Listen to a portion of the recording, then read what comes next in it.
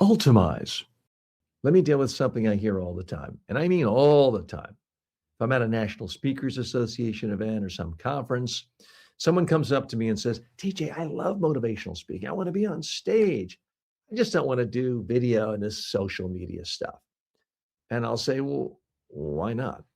And eventually, usually after a little hesitation, they'll say something like, well, I don't really have a face for video, or I don't like my voice on recordings, or I'm not a techie. Okay, let's pause for a second because this is where the logic completely breaks down. The same face you're worried about on video is the same face people will see up on the stage. The same voice you don't like hearing on a recording is exactly the same voice people will hear through a microphone and speakers when you're up on a stage. So, what am I actually saying? I want to be seen and heard, just not in a way I can practice? That makes no sense whatsoever. Let me show you the bad version of this thinking. I'm not comfortable on video, so I'll wait until I get on a stage. So you avoid the one tool that lets you practice every day, and you wait for a rare opportunity to be invited up on a stage somewhere where the stakes are higher and you have less experience. That's backward. Now, here's the better version. I'm not comfortable on video, which is exactly why I need to do it every day and share it with people around the whole world using social media. Now you're using the tool that exposes your weaknesses so you can improve them. Let me be very direct, but polite, because this matters. Nobody cares what you want. And I don't mean that harshly. I mean it realistically. Your audience doesn't wake up and think, I really hope I get to drive to a convention center, sit in a big room and listen to someone I've never heard of. That's not how the world works anymore. People want to know you first. They want to see you. They want to hear you. They want to feel familiar with you before they ever commit to seeing you in person. That's what's hugely different between motivational speaking in the current era versus 20, 30, 50 years ago. So, how does this happen? How do people get to know you? How do they become familiar with you? Through video on this cell phone, on a laptop, on an iPad. That's how they get to know you. Now, let me give you a real scenario. Two speakers are being considered for the same event. One has a great resume. The other has 50 videos online where you can see exactly how they think, speak, and connect. Who do you book? It's not even close because one is an idea. The other is proof.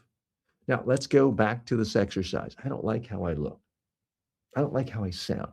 Of course you don't. Nobody does at first. But here's the key difference.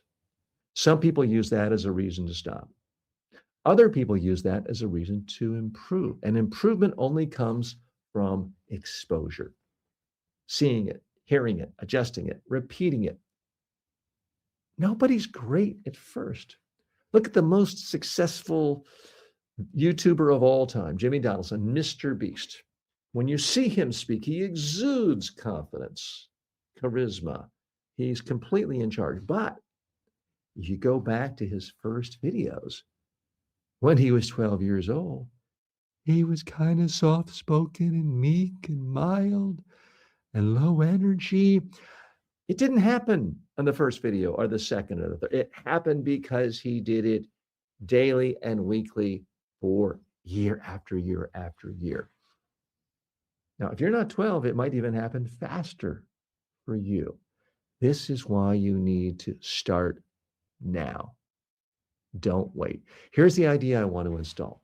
If I want to be seen and heard, I practice by being seen and heard. I realize that doesn't sound that profound, but it's true. You got to be seen and heard, not someday, but now, because avoiding video doesn't protect you. You can't wait until, oh, my hair's going to get better or I'm going to get thinner. Just start now. You're trying to protect yourself if you're not sending out your motivational messages to the world in a video format today. And it's just delaying you. And the people who move forward in this space are not the ones who feel the most comfortable at the beginning. They're the ones who decide, I'm going to get over myself because my motivational message matters more. That's the shift from self-focus to audience focus. If you're serious about becoming a motivational speaker, you don't get to opt out of doing video. You use it, you improve with it, you grow through it. And once you do, you'll realize something. The thing you were avoiding was actually the fastest path forward.